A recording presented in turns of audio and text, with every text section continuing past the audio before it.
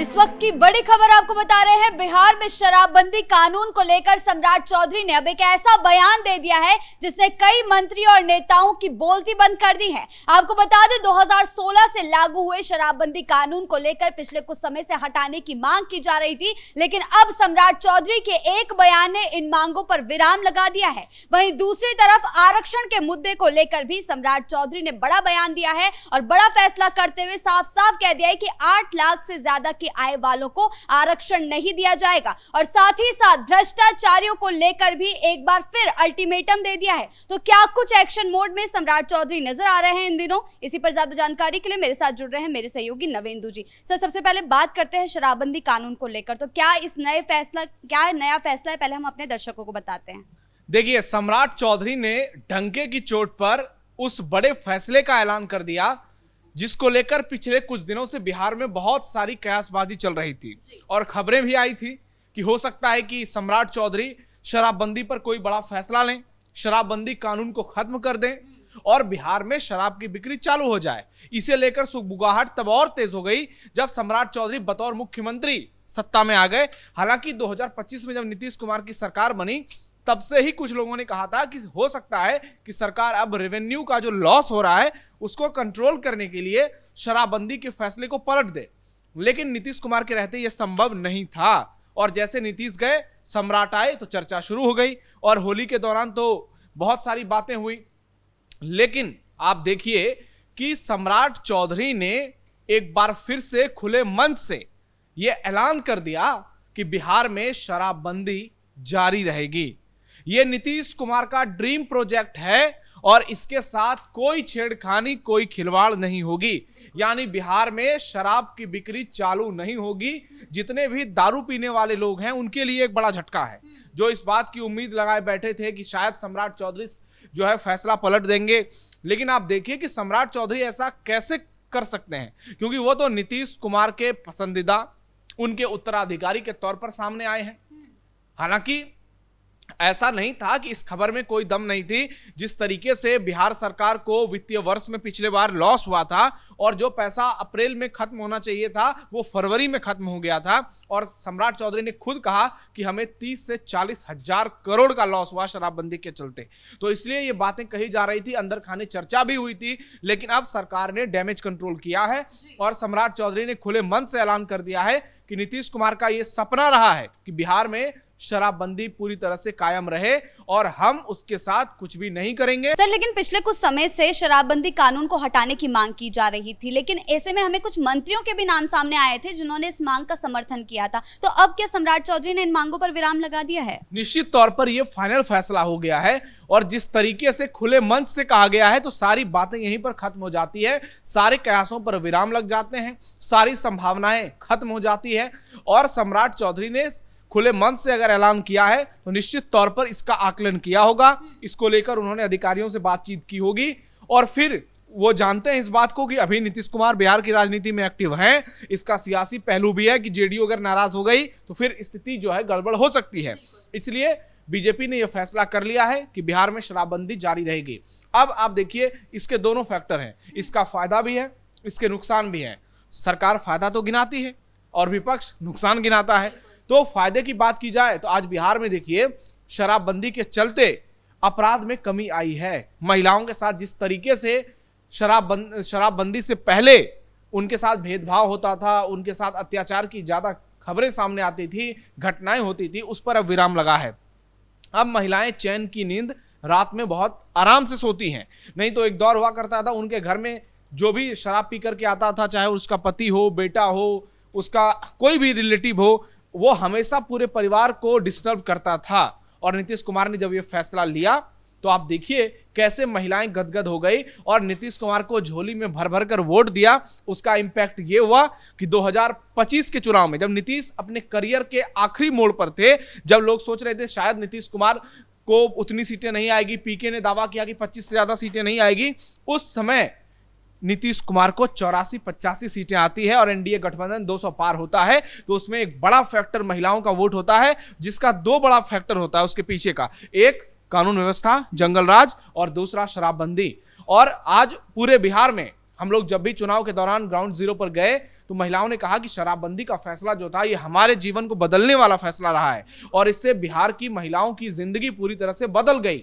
उनके साथ मारपीट की घटनाएं, अत्याचार की घटनाएं, इन सब में भारी कमी देखने को मिली और सड़क पर जो उत्पात मचाते थे, जितने भी ये दारूबाज होते थे, ये जो बीच सड़क पर राह चलते लोगों के साथ छेड़छाड़ करते थे, महिलाओं को परेशान करते थे, हंगामा करते थे, लड़ाई झगड़ा करते थे, इन मामलों में भारी कमी आई। हालांकि इसका दूसरा पहलू भी है कि शराबबंदी के चलते दूसरे नशे का चलन बहुत ज्यादा बढ़ गया। अनंत सिंह ने दावा किया कि सूखे नशे का चलन बिहार में बहुत ज्यादा हो गया है।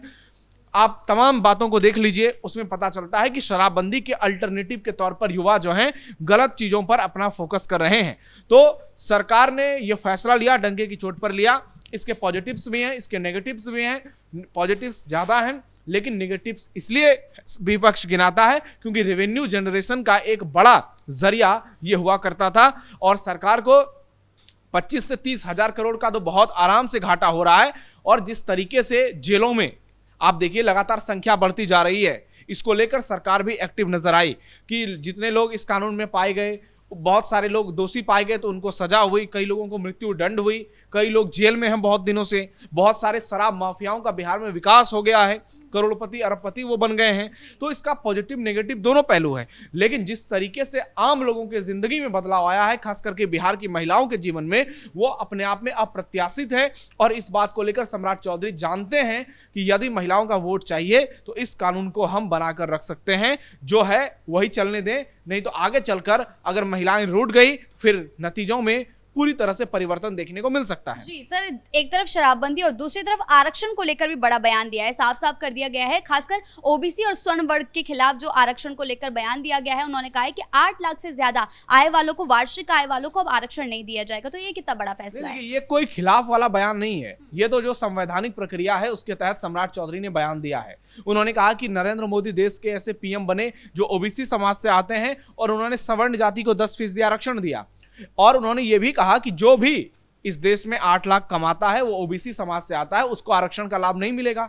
और इसमें कहीं कोई दिक्कत नहीं है कि ओबीसी जाति से जितने भी हैं जुड़े हुए, अगर वो 8 लाख रुपए कमाते हैं तो फिर आरक्षण की श्रेणी में वो नहीं आते हैं। सामान्य वर्ग के लोगों को भी जिसको आरक्षण मिलता है ईडब्ल्यूएस कैटेगरी, उसमें भी 8 लाख की कमाई जो है निर्धारित है।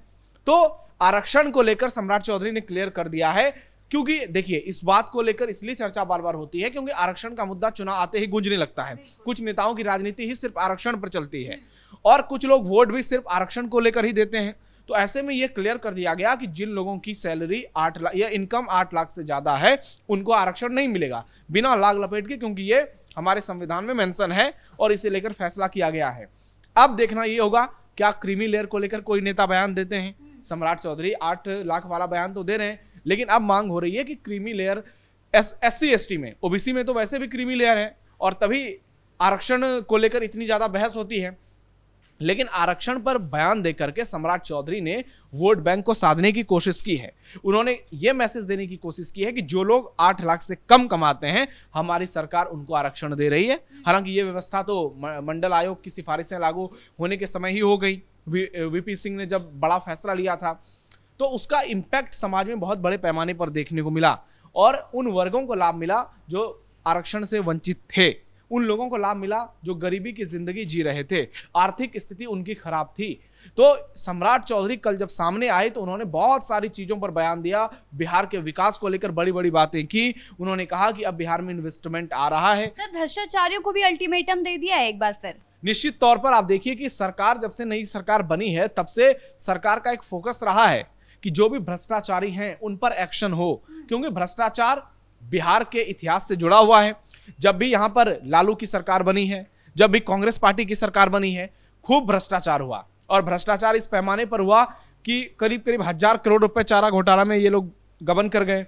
उसके अलावा रेलवे घोटाले देखिए, बहुत सारे ऐसे घोटाले हैं बिहार में जहां पर अधिकारियों की मिलीभगत, मंत्रियों की मिलीभगत ने आम जनता के जीवन को बेहाल कर दिया और इन्होंने करोड़ों अरबों की लूट मचाई और उसका सीधा इंपैक्ट आम लोगों पर पड़ा क्योंकि बिहार के खजाने जो हैं वो खाली हो गए। तो उस पर सम्राट चौधरी ने कहा है कि जो भी है अब सारा समय चला गया है, अब सिर्फ एक्शन होगा, अब सिर्फ सरकार जो है वो ऑर्डर देगी और अधिकारी उस ऑर्डर को मानेंगे। अगर कोई भ्रष्टाचार करेगा तो फिर हम उस पर एक्शन लेंगे। और आप देखिए विजय सिन्हा गए, दिलीप जायसवाल आए हैं, और जिस तरीके से भूमि एवं राजस्व सुधार विभाग में एक्शन हो रहा है भ्रष्टाचार के खिलाफ, वो इस बात को प्रमाणित करता है कि सम्राट चौधरी जो चीजें कह रहे हैं वो अपने आप में सही है। और ये अगर स्थिति जमीनी स्तर पर पूरी तरह से लागू हो जाए, अगर बिहार भ्रष्टाचार मुक्त हो जाए, तो फिर बिहार को विकसित होने से कोई नहीं रोक सकता है। जितने भी टेंडर्स आते हैं, जितनी भी बड़ी योजनाएं आती है, सरकारी योजनाएं आती हैं, अगर इनमें भ्रष्टाचार जीरो हो जाए तो निश्चित तौर पर हर चीज में 100% पैसे का उपयोग होगा। और अगर पैसे का उपयोग होगा तो वो क्वालिटी भी बहुत बेहतर होगी, और क्वालिटी बेहतर होगी तो जनता को इसका सीधा लाभ मिलेगा, और इसका इंपैक्ट बिहार की राजनीति पर, बिहार के विकास पर सीधे तौर पर पड़ेगा। जी, बहुत बहुत धन्यवाद आपका इन तमाम जानकारियों के लिए। तो कुल मिलाकर शराबबंदी का मुद्दा हो या फिर आरक्षण का मुद्दा, सम्राट चौधरी साफ कर चुके हैं कि किसी भी तरह से शराबबंदी कानून को बंद नहीं किया जाएगा। ये बड़ा ऐतिहासिक फैसला नीतीश कुमार ने लिया था, जो आगे भी यूं ही जारी रहेगा। वहीं साथ ही साथ भ्रष्टाचारियों को भी एक बार फिर अल्टीमेटम दे दिया है और साफ कर दिया है कि अगर किसी ने भी लापरवाही बरती, भ्रष्टाचार किया, तो इन दिनों बिहार में जो एक्शन मोड जारी है उसके तहत उन पर कार्रवाई की जाएगी। ब्रेकिंग न्यूज में फिलहाल मेरे साथ इतना ही। कैमरा पर्सन राजकुमार के साथ मैं शिवानी रतूड़ी, कैपिटल टीवी बिहार।